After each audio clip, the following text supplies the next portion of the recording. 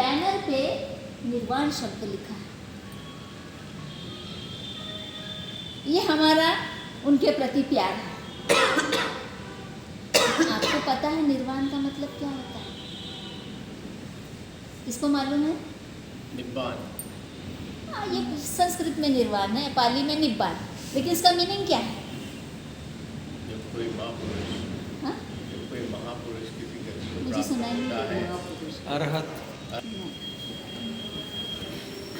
निर्वाण का मतलब है जीते जी आदमी राग द्वेष लोभ से मुक्त हो जाता है, उसे निर्वाण कहते हैं।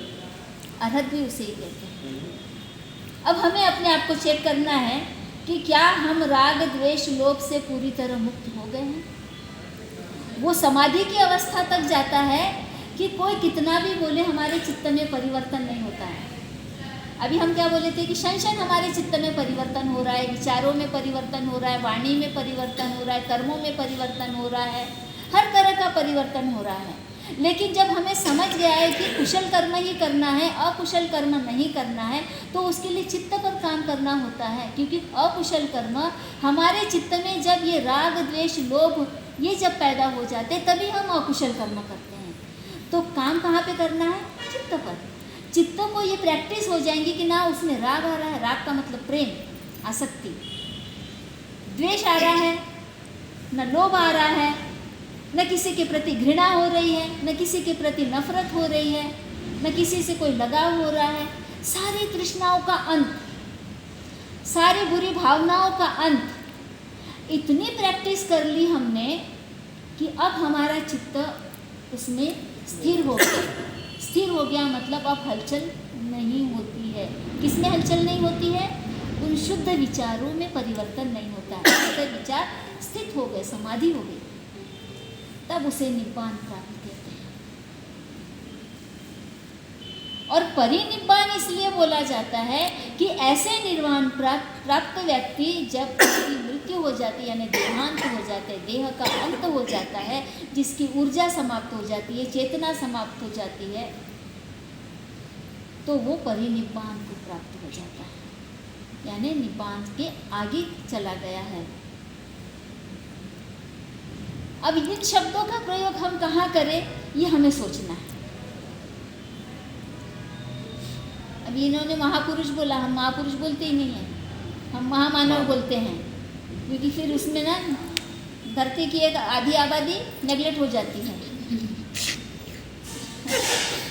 और पूरी सृष्टि तो नर मादा से चल रही है, केवल नर से नहीं चल रही है। इसलिए हम मानव बोलते हैं, मनुष्य जाति या मानव जाति। इसीलिए वो मानवों में महामानव हो गए हैं, जिन्होंने इस तरह अपने आप पर विजय प्राप्त कर ली है। भूल से भी उनके हाथ से कोई गलती नहीं होती है, भूल से भी उनके चित्त में कोई विकार पैदा नहीं होता है। और ऐसे लोग सबको करुणा देते हैं, मैत्री देते हैं। तो वो स्टेज पर पहुंचने के लिए बहुत प्रैक्टिस की ज़रूरत होती है, और उस स्टेज पर बुद्ध पहुँचे। और भी बहुत सारे हुए होंगे ऐसे जिनके नाम हम नहीं जानते हैं, आज के ज़माने में भी हुए हैं। बाबा साहब भी करते हैं। बाबा साहब भी करुणा और मैत्री के बिना समाज के लिए इतना करते क्या? वो त्याग बिना त्याग के नहीं होता है। बुराइयों का त्याग करो और अच्छाइयों को अपनाओ। बाबा साहब ने भी अपने बच्चों का, अपने घर परिवार का त्याग ही कर दिया था एक तरह से, उनकी तरफ ध्यान नहीं दिए, क्योंकि 9 कोटि जनता का उनको उद्धार करना था। हम उसमें सब लोग आते हैं। तो इस तरह से वो भी करुणा और मैत्री के सागर हो गए, मतलब निब्बान को प्राप्त हो गए। बाकी तो न्याय की लड़ाई है ना, कि जो बुरा है उसको ये एहसास कराना है कि तुम बुरा कर रहे हो। क्योंकि कोई व्यक्ति बुरा होता है तो वो केवल खुद का नुकसान नहीं, तो दूसरे का भी नुकसान कर रहा होता है। इसलिए उसको एहसास कराना ज़रूरी होता है कि वो बुरा कर रहा है। तो बुराई से हम नफरत करते हैं, बुराई को हटाने की कोशिश करते हैं, लेकिन जिसके माध्यम से हो रहा है उसको बताना वो ज़रूरी होता है। तो ये सामाजिक न्याय की बात आ जाती है। घर परिवार में भी एक संघ होता है, कुटुंब होता है, वो भी छोटा सा संघ है। तो वहाँ पर भी हमें न्याय की बात करनी होती है। वहाँ पर भी अगर हम भेदभाव करें, किसी के साथ में बुरा करें, तो केवल एक व्यक्ति को हर्ट नहीं होता है, पूरा वातावरण खराब हो जाता है, पूरी अशांति फैल जाती है, सब तनावग्रस्त हो जाते हैं। तो ऐसी जगह पर शांति नहीं आती, ना करुणा फैलती है, ना मैत्री फैलती है। तो हमें हमेशा सजग और जागरूक रहना है कि कहीं हमसे कोई अपराध न हो जाए, कोई भूल न हो जाए, जिससे कि हमारे परिवार का नुकसान हो या समाज का नुकसान हो। आशा करती हूँ कि आप लोगों को बुद्ध की ये शिक्षाएं समझ में आई होगी, अच्छा लगा होगा, और आप उस पर चलने का प्रयास करेंगे और चलेंगे तो आपका मंगल ज़रूर होगा। इसी आशा के साथ मैं रुकती हूँ। जय भीम, नमो बुद्ध।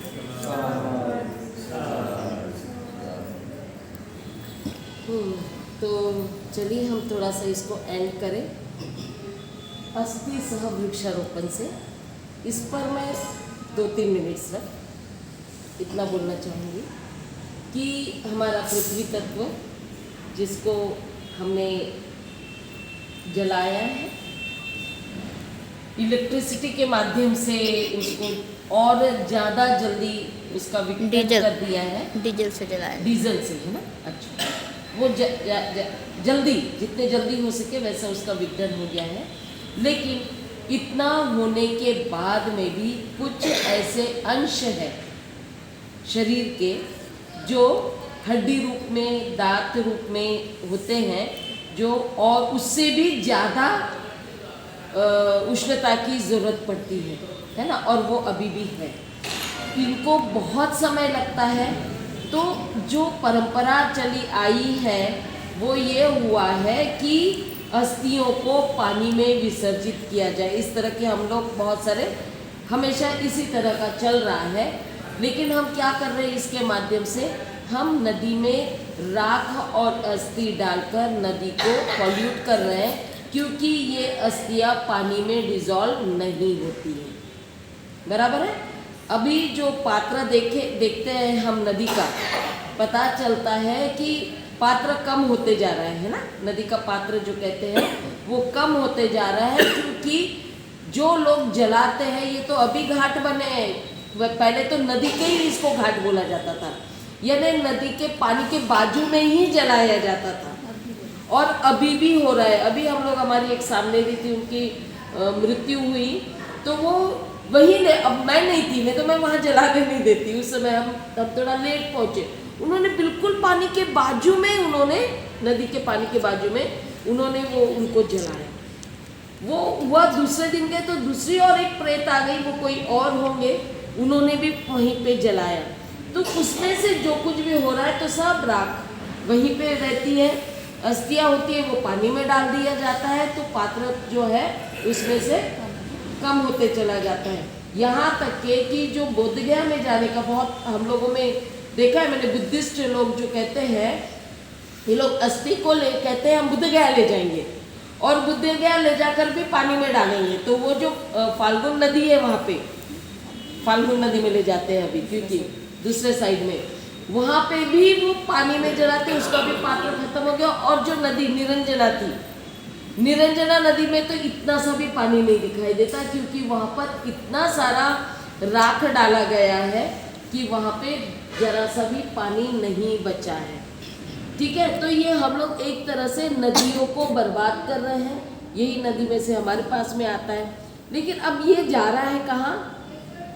मैत्री ने बहुत अच्छी तरीके से आपको 3 तत्वों का बताया, लेकिन ये चौथा तत्व जो है, ये हम जब मिट्टी में डालते हैं तो क्या होता है, मिट्टी में हम लोग पेड़ लगाते हैं। क्या लगाते हैं? पेड़। बुद्ध के शिक्षा के अनुसार वो ये कहा जाता है, बुद्ध ने कहा था कि फलों के और छाया देने वाले पेड़ लगाओ।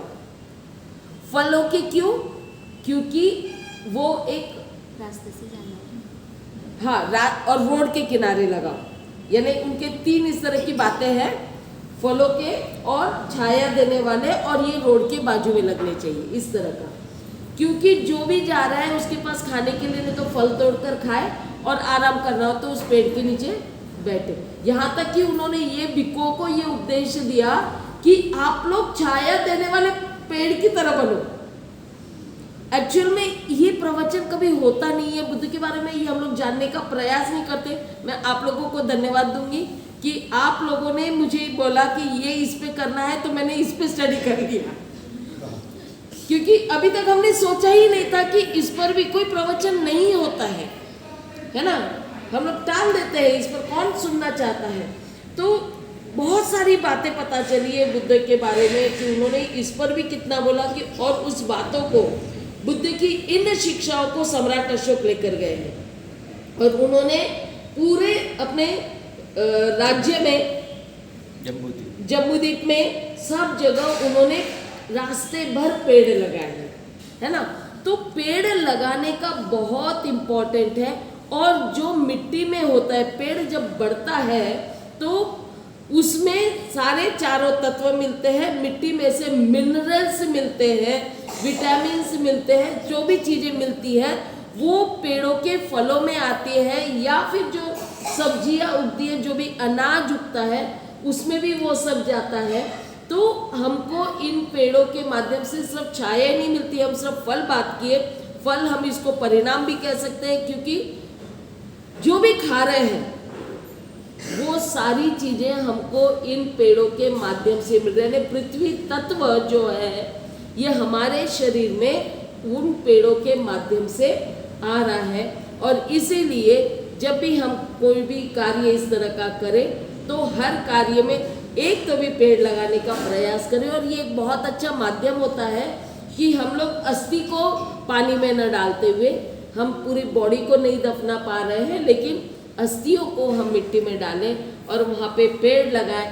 ये देखेंगे कि उस पेड़ से जो भी मिल रहा है तो वो अस्थियों का जो पृथ्वी तत्व है ना, हम इकट्ठा नहीं कर सकते। बताया, जो वातावरण में चला गया वो तो हम इकट्ठा नहीं कर सकते, लेकिन वो पृथ्वी तत्व से हम तक और भी पहुँच पाता है। समझ में आ रहा है। और वहाँ पे अगर हमने कुछ इस तरह का लिख दिया कि ये इनके नाम का है, तो वो नाम भी हमेशा होता है। दूसरी बात ये, इनका काम को हमको बताना है, तो ये दूसरे समाज में मैंने देखा है, ये लोग उनके नाम से रूम बनाते हैं जो समाज के काम में आता है। कोई स्कूल में कुछ डोनेशन करता है, कोई और ऐसे लोगों के लिए मदद करता है, और वो उनके नाम से किया जाता है। इनके स्मृति में हमने किया तो उनका नाम, जब तक उनका परिवार, जो उनका पुनर्जन्म है, वो परिवार अगर उनका कार्य करते चला जाता है उनके नाम से, और वो बहुत दिनों तक चलता है, तो उनका नाम वैसे ही जिंदा रहता है। हम ये कहेंगे जिंदा रहता है, रूप में नहीं, लेकिन वो नाम से वो जिंदा रहता है ना। नाम और रूप खंड कहा ना, तो नाम से वो जिंदा रहता है। तो हम लोगों को अपने पिता को या अपने जो भी परिवार के व्यक्ति होते हैं जो हमारे बीच में नहीं रहता है, उनको जिंदा रखने के लिए हमें ऐसे कर्म करने हैं जिससे वो हमेशा जिंदा रहे। हमारा वंश वैसे चलना ज़्यादा अच्छा होता है, ताकि दूसरे भी कहें कि हाँ ये उनके पुनर्जन्म है, ये लोग उनका नाम लेकर चल रहे हैं। तो मैं यही रुक रही हूँ, हम लोग वो करने ही वाले हैं। जय भीम।